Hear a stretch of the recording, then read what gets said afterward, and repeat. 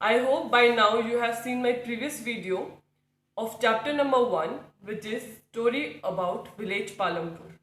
In my previous video, I have shared the concept of production and various factors used in the organization of production.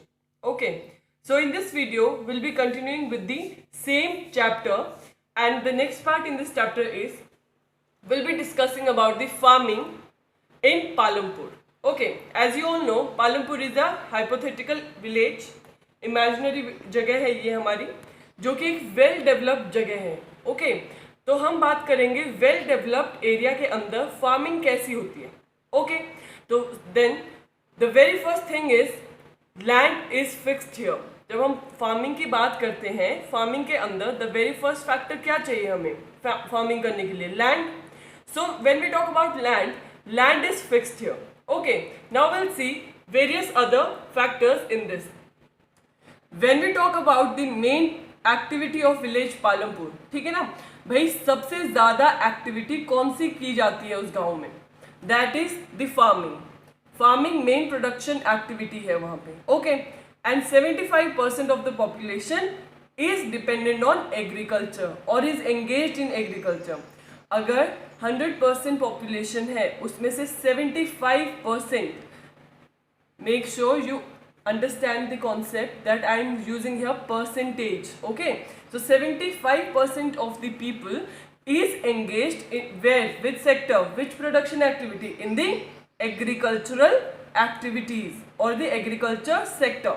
Okay, now in this agriculture sector people could be of two type. ठीक है ना, या तो वो farmers हो सकते हैं या वो लेबरर्स हो सकते हैं. फार्मर्स कौन है? जिनकी खुद की ज़मीन है, अपनी ज़मीन को बहा रहे हैं. लेबर्स कौन है? जो ज़मीन पे आके काम करेंगे. Okay, so people could be farmers or the labourers here. Okay, now well being of the people, well being of the people is dependent on what? On farms. भाई लोगों को ठीक रहेगी या उनकी ज़िंदगी ठीक चलेगी, उनको खाने पीने को चीज़ें मिलेगी, उनके पास पैसा होगा. देयरफॉर वेलबींग किस चीज़ पे डिपेंड करती है? कि उनके फार्म्स कैसे हैं. ओके, अगर फार्म्स पे प्रोडक्शन अच्छी हो रही है तो उनकी इनकम होगी, तो उनकी वेलबींग भी रहेगी. अगर प्रोडक्शन अच्छी नहीं है, इनकम नहीं होगी, तो वेलबींग कहाँ से आएगी उनके पास? Okay, now moving to the basic constraint of farming. When I say basic constraint, भाई सबसे एक मेजर प्रॉब्लम क्या है लैंड के साथ? एक कंस्ट्रेंट क्या है जो उसको रोकता है? ठीक है ना, एज अ लूप होल उसमें क्या है? कंस्ट्रेंट क्या है जो उसको रोकेगा फार्मिंग को? Okay, land area under cultivation is fixed.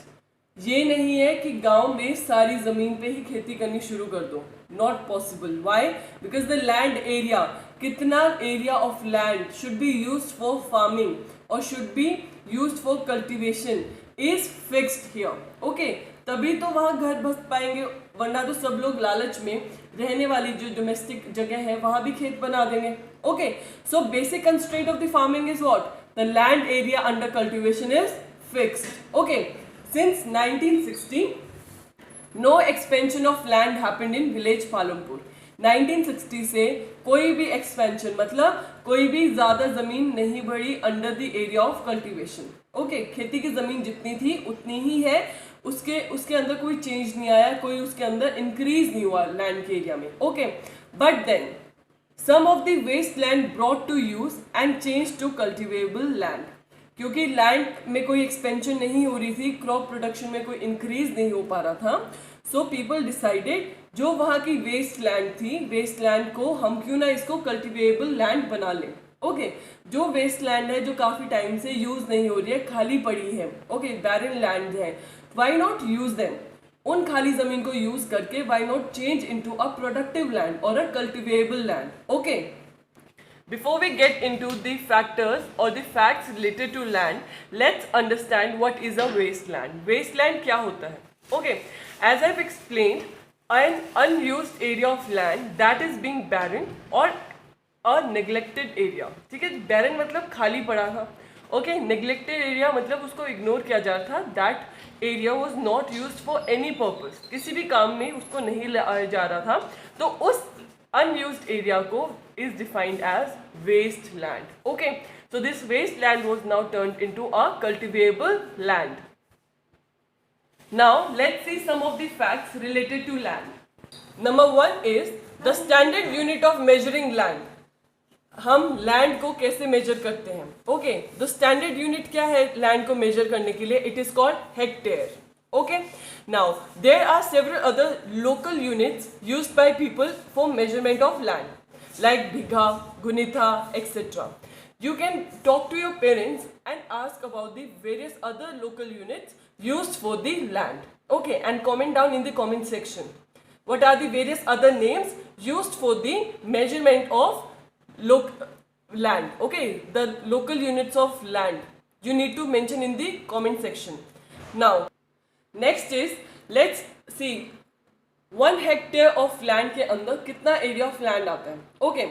So 1 hectare is equals to area of a square with one side is equals to 100 meters. तो जो square होता है, I hope the area of square formula is clear to you guys. Area of square क्या होता है? Side into side. Okay. And क्या condition दी है? एक side is equal to 100 meters. So अगर इस value को हम यहाँ put करेंगे, therefore 1 hectare will be 100 into 100. This will be this many meter square.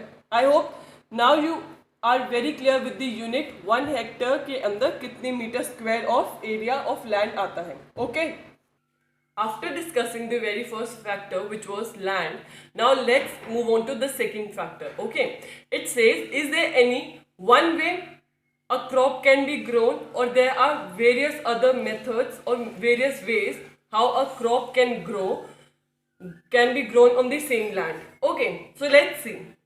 When we talk about this village Palampur, kind of crops and facilities available in this village is all the way similar to the western part of Uttar Pradesh. Okay, so western part of Uttar Pradesh जो UP वाली जो state है उसका जो western part है वैसा सा ही है, all the way similar है the crop kind and the facilities that are available in the village Palampur. Okay, so western part of UP में कौन कौन से एरिया आते हैं? Saharanpur, Meerut, Mathura, Aligarh, etc. Okay, so very fertile areas where cultivation of land is almost everywhere present. Okay, all the land is cultivable. Okay, मतलब हर जगह cultivation की जा रही है हर land पे. No land is left idle. कोई भी खाली जगह नहीं है जिसको यूज में ना लाया गया हो. Therefore, there is no wasteland present. Okay, now discussing about the crops. Crops की काइंड के बारे में पढ़ने से पहले कौन कौन से क्रॉप्स वहां उगते थे in village Palampur, let's discuss the 3 kinds of crops. Okay, we can divide crops into 3 categories. One is kharif, rabi and zaid. Okay, when I say kharif crops कौन से हैं जो समर्स में उगाए जाएंगे. ओके, हम हमेशा जब उगाए जाते हैं उस टाइम से हम उसको कैटेगराइज कर देते हैं जिस टाइम पे जिस सीजन में वो उगाए जाते हैं. ओके, सो एक थोड़ी सी ट्रिक है यहाँ लर्न करने के लिए. खारिफ को लर्न करने के लिए एक ट्रिक है. जैसे kharif crop is grown in summers. Okay, kharif मतलब खुजली.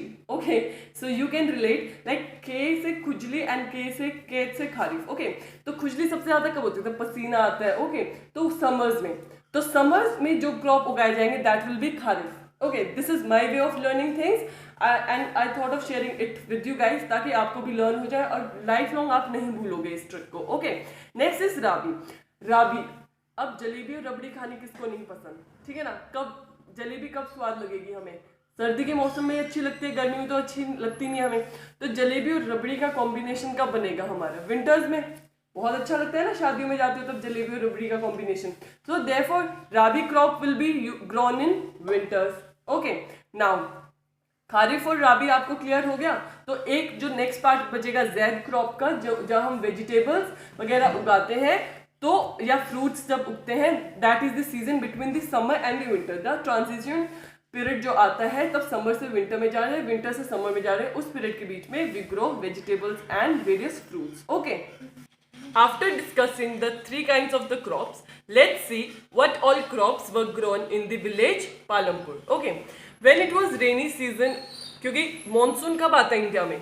During the first week of June summers होती है ना हमारी, सो रेनी सीजन के टाइम पे कौन से क्रॉप उगाए जाते हैं हमारे, kharif. Okay, like jowar, bajra, these are the crops which are used to feed cattles. जो गाय भैंस रखते हैं उनको फीड करने के लिए ये सब क्रॉप्स हम उगाते हैं. Okay, then we talk about rabi. Rabi crop कौन सा उगाया जाता है विलेज पालमपुर में, wheat. Okay, wheat is use for both the consumption purpose and for the selling of crops. ठीक है, मतलब खुद कंज्यूम भी करती थी फैमिली, खुद के लिए भी रखती थी ताकि खुद का घर भी चल सके, और जो सरप्लस उनका होता था उसको वो जाके बेच देते थे in the market so that they can earn income from that. Okay, now a part of land was used to grow sugar cane. Sugar cane भी ग्रो करते थे, that also once a year. Okay, sugar cane गन्ने की खेती किस purpose से उगाते हैं, ताकि उससे वो जैगरी बना सके.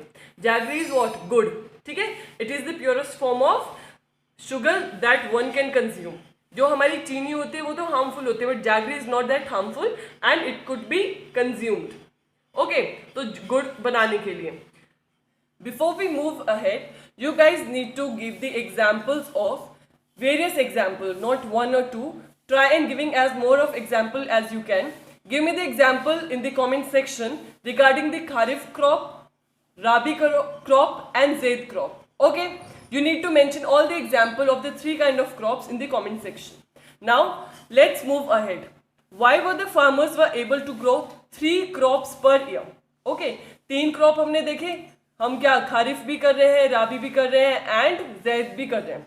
सो 3 तरह के क्रॉप्स फार्मर उगा रहा है. Okay, why? Because village Palampur में there is a good system of irrigation. पानी की कमी नहीं है, पानी इजीली मिल जाता है. पानी अगर अवेलेबल होगा, इरिगेशन होगी, इरिगेट कर पाओगे, therefore you will have surplus of crops. Okay, next, irrigation भी कैसे पॉसिबल हो रही है, हमने वेरी फर्स्ट चैप्टर में डिस्कस किया था. Palampur is a well developed village जहां इलेक्ट्रिसिटी हर घर में प्रेजेंट है. Okay, therefore availability of electricity is also there. Next, electric current tubewells हैं. पहले यहाँ कोई भी विलेज पालमपुर में सब पर्शियन व्हील को यूज करके पानी निकालते थे. जो आपने देखा होगा, कुएं में बाल्टी डालते हैं और फिर उसको खींचते थे हाथ से मैनुअली. ओके, तो ऊपर एक व्हील लगा होता था, उस व्हील को पर्शियन व्हील बोलते हैं. ओके, तो उसको मैनुअली तब निकाल रहे थे इंसान खुद के हाथों से, तो बहुत डिफिकल्ट होता था. देयरफॉर वहाँ इलेक्ट्रिसिटी की अवेलेबिलिटी की वजह से एक न्यू उन्होंने इन्वेंशन की, इलेक्ट्रिक रन ट्यूबल्स की. अब बिजली से चलने वाले वो पहिया लग गया ऊपर और वो मैनुअली उनको निकालने की जरूरत नहीं थी. अब वो ट्यूबल्स और वेल्स वगैरह में यूज कर पा रहे थे. Okay, now the very first tubewell was installed by obviously the government. Government ने सबसे पहले इलेक्ट्रिकली जो रन ट्यूबल्स थे वो इंस्टॉल किया था. ओके, एंड देयर आफ्टर जब एक बार सरकार ने लगा दिया, people were now aware of the electric tubewells, तो बहुत ज़्यादा प्राइवेट ट्यूबल्स भी आए.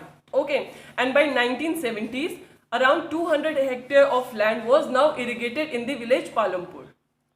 Okay, now let's discuss what actually is the situation regarding the irrigation in our villages in India. Okay, as you know, all the villages in India do not have high level of irrigation. Okay, because जब हम पालमपुर की बात करते हैं, it is an hypothetical place. Okay, लेकिन जब actually हम पूरी इंडिया की विलेजेस को कंपेयर करें तो all over the India is the situation regarding the irrigation is not that the same. Okay, apart from the riverine plains and the coastal region, areas are not well irrigated. Okay, सिर्फ riverine plain और coastal region में irrigation facilities are good.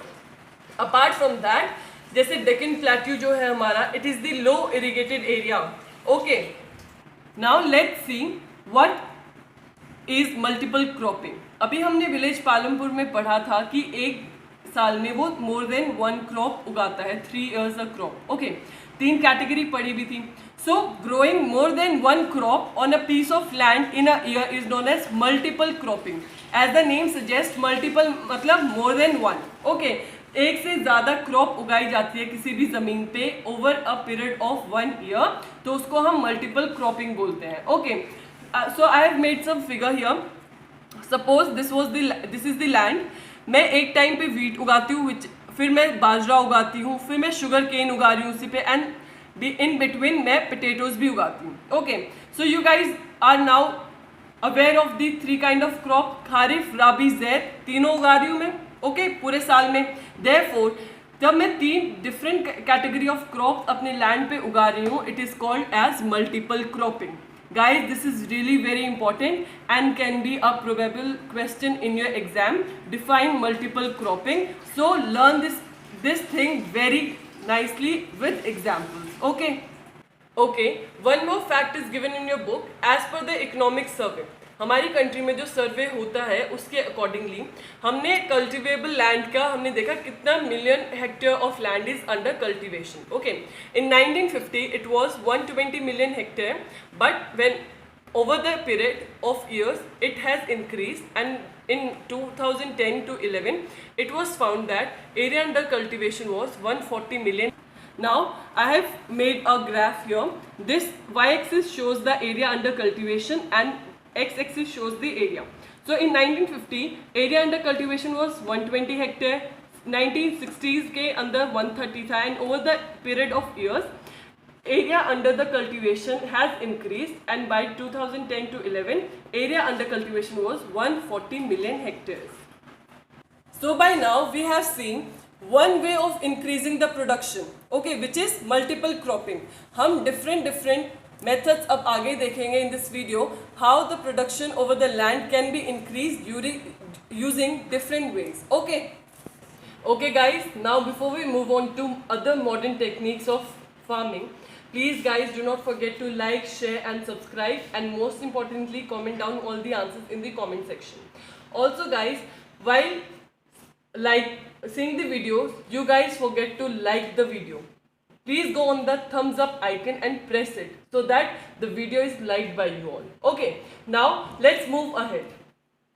Here are some of the methods of modern farming methods. Okay, now let's see, this is a piece of land. Okay, different type of crops are grown here.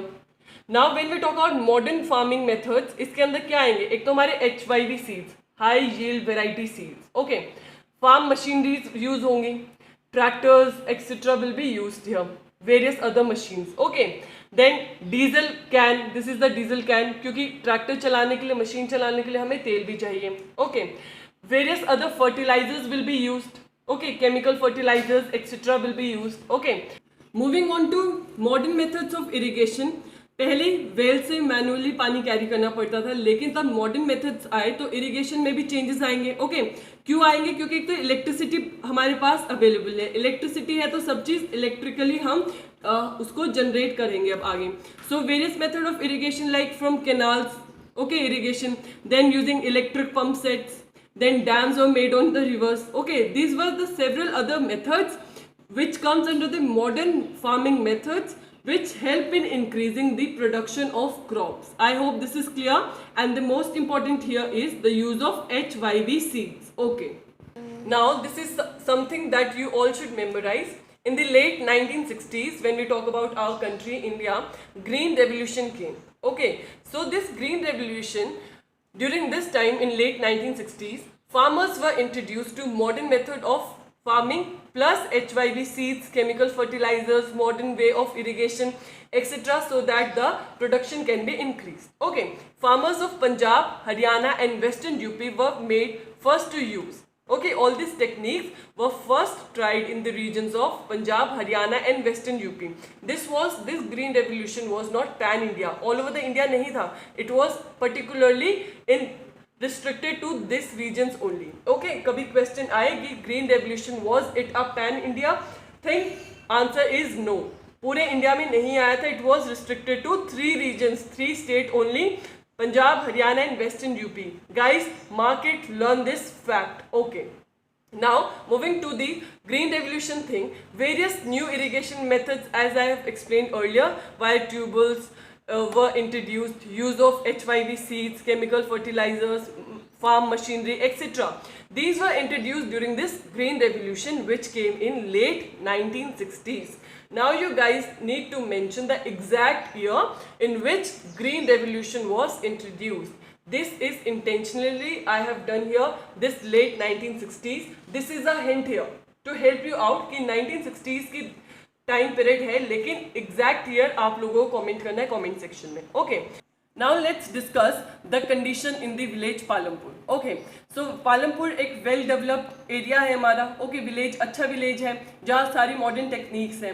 Multiple cropping के अलावा यहाँ सारी हमारी modern method technique भी use करते हैं लोग.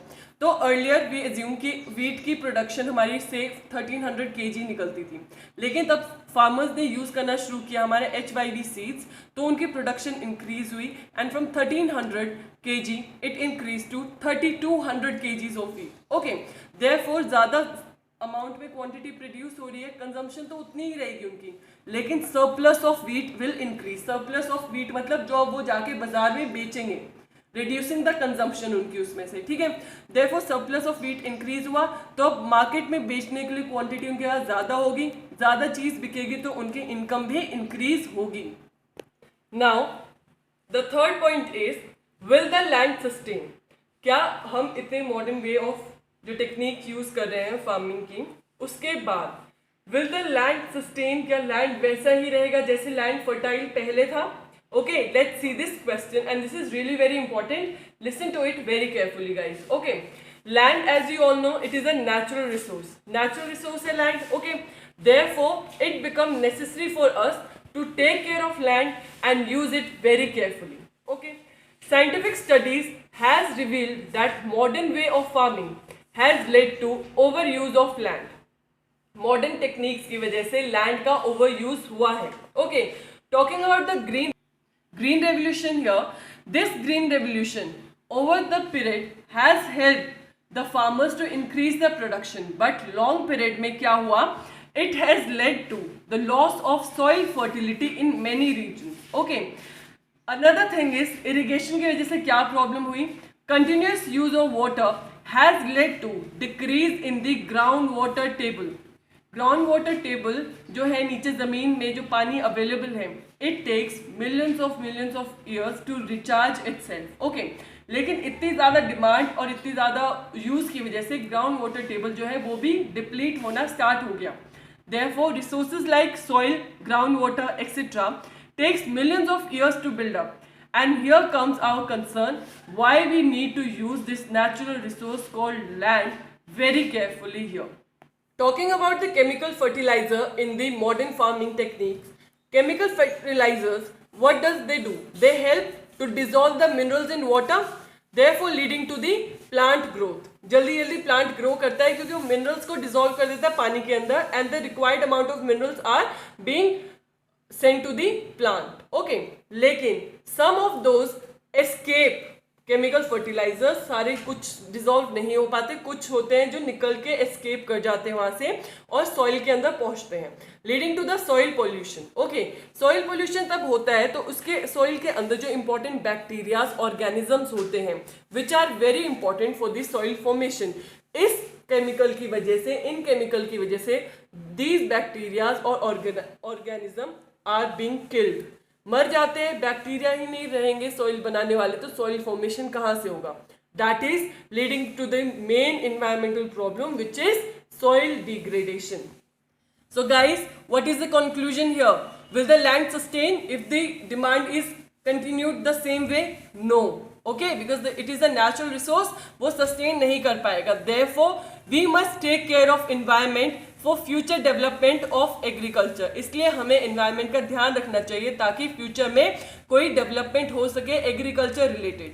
Coming जो जनरेशन है उनको भी ये नेचुरल रिसोर्स अवेलेबल रहे. Okay, so one last point here and will end our chapter or this discussion here today, and we'll continue next 3 point discussing in my next video. Okay, so guys, please take care of the nature earth, and in return nature earth will take care of us. Always remember this thing, do not take our nature earth for granted.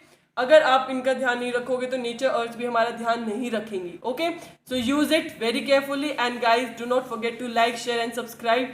Like वाले icon पे जाके click करना है ताकि like हो जाए video. And most importantly please comment down in the comment section. Thank you guys, see you soon.